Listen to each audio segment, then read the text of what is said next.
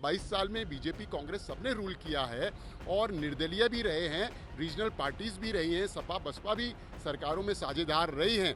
लेकिन यह किसी एक सरकार की गलती नहीं है, यह सभी सरकारों में कहीं ज़्यादा, कहीं कम, कहीं उदासीनता, कहीं लापरवाही, कहीं डेलिबरेटली, कहीं ऑर्गेनाइज्ड रूप। नमस्कार, आप देख रहे हैं उत्तराखंड तक और मैं हूं आपके साथ सरिता तिवारी। आप जिस तरह से देख रहे हैं कि उत्तराखंड के अंदर यूके SSSC पेपर लीक का प्रकरण जोर शोर से यहां पर चल रहा है, मामला लगातार यहां पर तूल पकड़ रहा है और एक के बाद एक लगातार इसमें गिरफ्तारियां भी हो रही हैं। वहीं दूसरी तरफ जो तमाम युवा हैं वो भी कहीं ना कहीं अब काफी चिंतित है कि उनका क्या होगा, क्या परीक्षाएं रद्द होंगी या उनको नियुक्तियां मिलेंगी, क्या कुछ होगा। और इसी सब पर बातचीत करने के लिए हमारे साथ यहाँ पर मौजूद है बीजेपी प्रवक्ता है रविंद्र जुगरान जी हैं। सर, आपका बहुत बहुत स्वागत है उत्तराखंड तक में। जी जी जी, धन्यवाद, नमस्कार। सबसे पहला सवाल मैं आपसे यही करना चाहूंगी, यूके SSSC का प्रकरण आप भी यहाँ पर लगातार देख रहे हैं, तो इसको लेकर आप कितना चिंतित महसूस करते हैं युवाओं को लेकर, खासकर उनके भविष्य को लेकर? देखिए, मैं आपको अपने मन की पीड़ा, यानी कि मैं हनुमान नहीं कि सीना चीर के ये दिखा दूं कि रामचंद्र जी मेरे हृदय में बसते हैं। मैं सामान्य नागरिक हूं, लेकिन जितनी पीड़ा मुझे इस समय है, क्योंकि मैं उत्तराखंड बनने के बाद से यूथ के, अनएम्प्लॉयड्स के, करप्शन के, ये रोज़गार से रिलेटेड जितने इश्यूज़ पर मैं वोकल रहा हूँ, वोकल के साथ साथ कोर्ट्स भी गया हूँ जस्टिस के लिए, तो मैं ही जानता हूँ और स्टेट की पब्लिक और यूथ भी जानता है। बहुत ही दुर्भाग्यपूर्ण स्थिति है। अभी एक दिन में नहीं हुई, ये उत्तराखंड बनने के बाद से यूं शुरू हुई, यूं यूं यूं, और ये पेड़ जो है बढ़ता चला गया और 22 वर्षों का ये जो हमारी गड़बड़ियाँ थी, ये सब उसका पिटारा एकदम से खुल गया है। ये तो अच्छा हुआ कि खुल गया। कम से कम हम अब चेतेंगे, जानेंगे, अपनी गलतियों से सबक लेंगे, आगे सुधार के लिए काम करेंगे, रियलाइजेशन होगा, प्रायश्चित होगा, आत्मचिंतन होगा, सिंहावलोकन होगा कि ये स्टेट जिसको हम मॉडल स्टेट बनाने के लिए, देश का आदर्श राज्य देवभूमि को बनाने के लिए हमने संघर्ष किया, शहादतें दी, और ये हिंदुस्तान का ही नहीं, वर्ल्ड के सबसे जाने माने आंदोलनों में से एक था, तब ये स्टेट बना। बहुत चिंतित हैं, बहुत पीड़ा है, दुख दर्द होता है सीने के अंदर तक। अभी ऐसा लगता है जैसे चीरा हुआ है किसी ने, और वो बहुत ही पेनफुल है। ठीक है। अभी जो फिलहाल की स्थिति है उसको लेकर जैसे कयास लग रहे हैं कि हो सकता है ज़रूरत पड़ी तो सीएम धामी जो है सीबीआई जांच भी, मतलब ये जांच ट्रांसफ़र कर सकते हैं सीबीआई को। तो आपको लगता है कि इसमें, क्योंकि यूपी का भी कनेक्शन सामने आ रहा है, तो सीबीआई जांच की ज़रूरत आपको लगती है? देखिए, ऐसा है कि जिस दिन से ये चीज़ सतह पे आई, तो मुख्यमंत्री जी ने ही, गवर्नमेंट ने ही मुकदमा कायम करने के आदेश दिए, और मुकदमा कायम होने के बाद एसटीएफ इंक्वायरी चल रही है। इसमें अब विजिलेंस भी आ गई है और अब तो ईडी भी आ गई है, एनफोर्समेंट डायरेक्टरेट। तो ये तीनों कॉम्पिटेंट एजेंसीज अभी तक की जो जिस तरीके से हैंडल कर रही हैं सिचुएशन को, और जो इनकी कार्यशैली है, कार्य पद्धति है, और जो आउटकम ये निकला है कि 40 लोग अभी तक पकड़े गए और वो जेल गए हैं, तो सेटिस्फाइड तो हैं, संतुष्ट तो हैं इनके काम करने के तरीके से, और एप्रिसिएशन भी इनको मिल रहा है। लेकिन गवर्नमेंट ने हमेशा यह बिल्कुल पर्टिकुलरली, कैटेगोरिकली कहा है, आवश्यकता पड़ेगी तो हम सीबीआई जांच की ओर भी जा सकते हैं।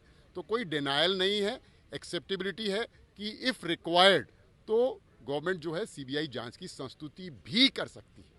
हम देख रहे हैं कि कुछ बेरोजगार संघ के युवा हैं और कुछ विपक्ष का भी कहना है कि एसटीएफ की जांच में मतलब बहुत बड़ी मछलियां नहीं पकड़ी जा पाएंगी, तो इसलिए वो सीबीआई जांच की मांग कर रहे हैं। एसटीएफ काम तो बढ़िया कर रही है, तेजी से गिरफ्तारियां भी हो रही, लेकिन कहीं ना कहीं ये दो राज्यों का कनेक्शन होना, और अभी तक कोई बड़ी मछलियां, कोई सफेद पोश भी नहीं पकड़ा जा रहा है, क्योंकि कनेक्शन उनके मतलब शक के आधार पर कह लें, जो भी आरोप ऐसे लगाए जा रहे हैं।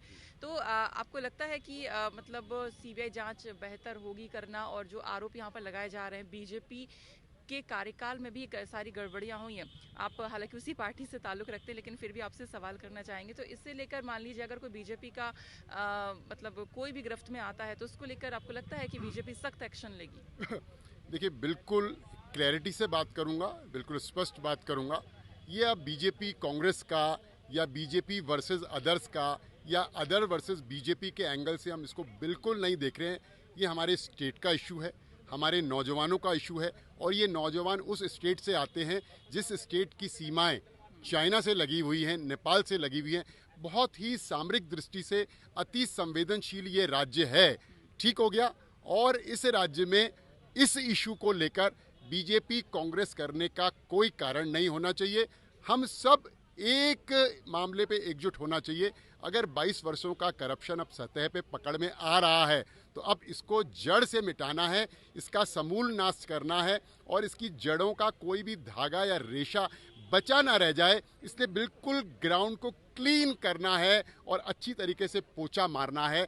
यह इस मानसिकता के साथ अगर हम काम करेंगे, ऑब्वियसली 22 साल में बीजेपी कांग्रेस सबने रूल किया है और निर्दलीय भी रहे हैं, रीजनल पार्टीज भी रही हैं, सपा बसपा भी सरकारों में साझेदार रही हैं। लेकिन यह किसी एक सरकार की गलती नहीं है, यह सभी सरकारों में कहीं ज़्यादा, कहीं कम, कहीं उदासीनता, कहीं लापरवाही, कहीं डेलिबरेटली, कहीं ऑर्गेनाइज्ड रूप में हुआ है। तो first we should accept it कि ये 22 साल का लेखा जोखा जो गड़बड़ियां हमारे सामने आई है, बीजेपी कांग्रेस का कोई प्रश्न नहीं है। और भारतीय जनता पार्टी ने, वर्तमान सरकार ने कैटेगोरिकली कहा है कि यह हम इसको उत्तराखंड के नौजवानों की दृष्टि से देख रहे हैं। करप्शन इरेडिकेशन, करप्शन का उन्मूलन करना है, इस दृष्टि से देख रहे हैं। तो कहीं कोई दिक्कत नहीं है। We are open to all any other inquiries including CBI also.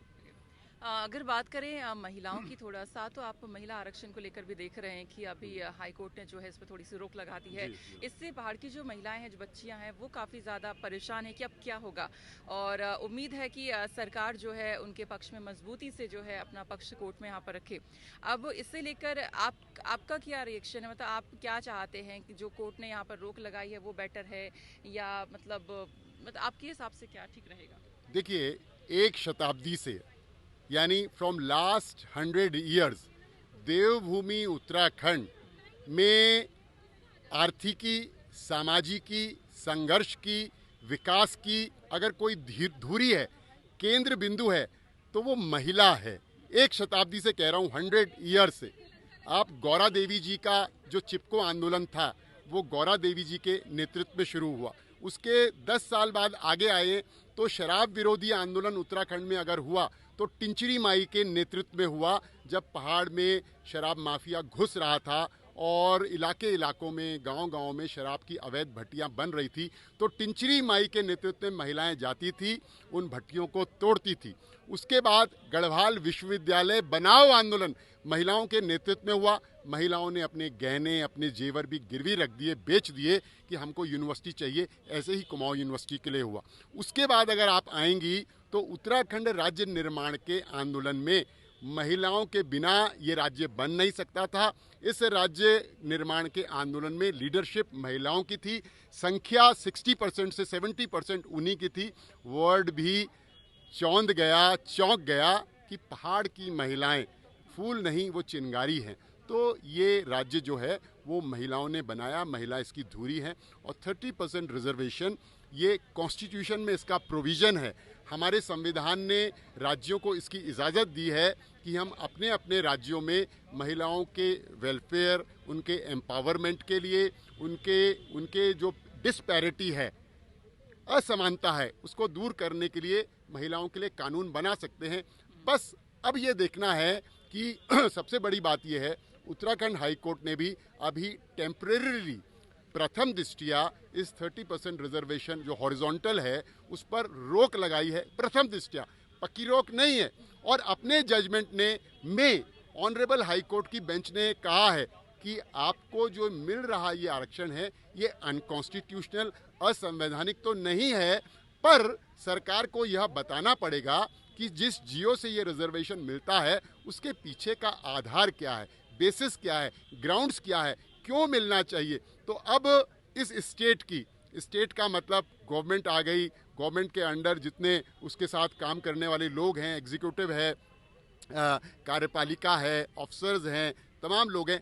अब ये हमारी वचनबद्धता, हमारा संकल्प, हमारी होशियारी, हमारा कमिटमेंट अगर की परीक्षा है ये, हम कितने स्मार्टली और कितनी मेहनत के साथ, होशियारी के साथ कोर्ट के समक्ष कोर्ट के द्वारा इसको जो स्टे किया गया है उसको कैसे रखते हैं, तो डेफिनेटली हमको सफलता मिलेगी, क्योंकि भारत का संविधान हमको ये इजाज़त देता है और हाई कोर्ट ने इसको अपहोल्ड भी किया है, उन्होंने स्टे किया है। इसलिए अब सब कुछ स्टेट के ऊपर डिपेंड करता है, which means the state government.